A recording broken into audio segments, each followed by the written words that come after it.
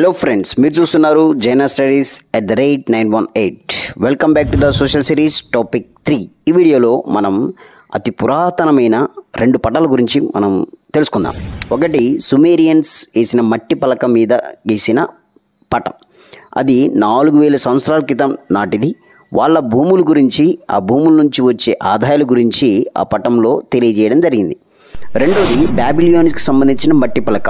ఇది 2600 సంవత్సరాల క్రితం నాటిది.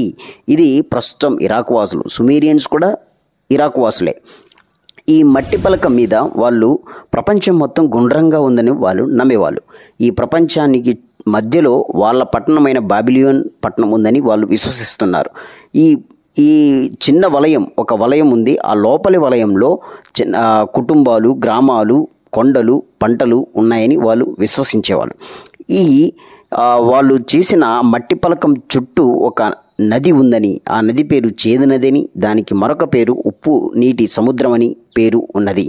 తర్వాత వీళ్ళు ఆ నది చుట్టూ 7 దీవులు ఉన్నాయని, అవి త్రికోణాకారంలో ఉన్నాయని వాళ్ళు విశ్వసించారు. ఫ్రెండ్స్, బాబిలియన్స్ వేసిన మట్టి పలక మీద గీసిన పటం గురించి, సుమేరియన్స్ గీసిన మట్టి పలక గురించి మనం తెలుసుకున్నాం కదా.